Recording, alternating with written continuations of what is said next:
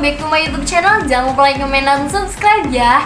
Nah teman-teman, udah lama banget nih aku udah nggak upload video 3 minggu kayaknya ya. Ada di video kali ini aku bakal sharing mengenai tanda bahaya kehamilan. Kalau teman-teman scroll YouTube channel YouTube, bahkan menjumpai atau menemui ya video aku mengenai tanda bahaya kehamilan ini. Cuman cara penyampaiannya itu berbeda. Kalau misalkan dulu itu menggunakan poster ya teman-teman, dengan poster ala kadarnya dan mungkin tidak terlalu terlihat ya, terus editing yang sangat kurang mungkin ya. Kalau sekarang insya Allah ya teman-teman lebih baik lagi, sudah lebih di-upgrade lagi daripada sebelumnya. Nah teman-teman, di video kali ini aku bakal sharing tanda bahaya kehamilan ya. Oke, tanda bahaya kehamilan itu merupakan ciri atau gejala yang timbul ya pada saat kehamilan.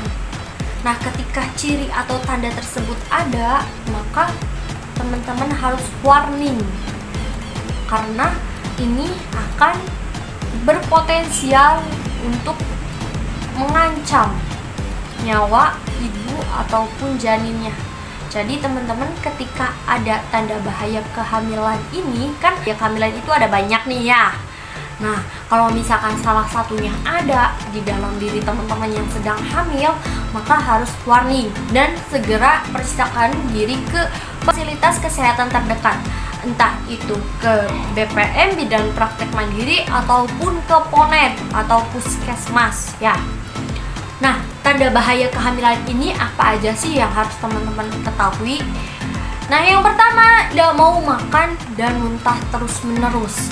Nah, teman-teman, sebenarnya gejala ini sering dialami oleh ibu hamil ya. Apalagi pada saat trimester pertama itu Masya Allah banget ya, pasti gitu kan. Nggak pasti juga, cuman sering terjadi pada ibu hamil pada saat trimester pertama itu mengalami muntah terus ya.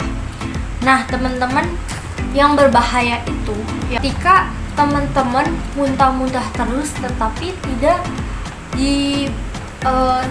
tidak ada makanan yang masuk ke dalam tubuh, karena teman-teman itu akan berbahaya, entah itu untuk diri teman-temannya ataupun dengan janin yang ada di dalam kandungan. Karena apa? Karena tidak ada makanan yang masuk ke dalam tubuh. Nanti apa yang menyerap ke dalam tubuh, sedangkan yang dikeluarkan ada, yang dimasukkan tidak ada. Nanti yang ada lemas, akan menyebabkan kekurangan gizi dan dehidrasi karena kekurangan cairan. Misalkan udah ada tanda kayak gini ya teman-teman, udah muntah terus. Nah, muntah-muntahnya itu yang harus diwaspadai itu ketika muntah-muntahnya udah lebih dari 5 kali teman-teman. Apalagi kalau misalkan udah pagi, siang, malam itu muntah-muntah, itu udah hal yang sangat tidak wajar gitu teman-teman. Segera konsultasikan dengan bidan atau dokter ya teman-teman. Jangan dianggap remeh, karena itu akan mengancam nyawa ibu hamilnya maupun janinnya. Dua ini ada mengalami demam tinggi teman-teman. Demam tinggi ini salah satu tanda adanya infeksi teman-teman. Jadi kalau misalkan ada ibu hamil yang demam tinggi, nah dikatakan demam ketika suhunya itu 37,5 ke atas. Kalau misalkan 37,5 ke bawah itu masih dalam rentang normal. Normal itu dari 36,5 sampai 37,5. Kalau sudah ke atas berarti itu sudah masuknya demam dan harus diwaspadai. Ada apa nih? Infeksi kenapa nih? Gitu kan. Segera konsultasikan ke dokter, jangan tunggu nanti, apalagi kalau demamnya sudah sampai 3 hari ya. Nah teman-teman, terkadang banyak banget ibu hamil, nggak banyak juga tapi adalah ya, ada yang menyepelekan gerakan janin teman-teman. Gerakan janin di dalam kandungan itu sangat penting teman-teman saudaranya.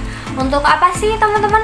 Untuk mengetahui kesejahteraan, kemakmuran, kesehatan bayi tersebut. Jadi kalau misalkan bayinya bergerak sangat aktif, apalagi lebih dari 10 kali, itu bagus banget ya. Bagus banget karena berarti janinnya tersebut sehat, sejahtera, makmur. Nah, berbeda kalau misalkan janinnya itu gerakannya itu kurang dari 10 kali, berarti itu ada warning. Kenapa nih? Janinnya kekurangan gizi kah, kekurangan oksigen kah, atau bagaimana? Nah, kalau misalkan menemui kejadian tersebut, langsung bawa ke fasilitas kesehatan.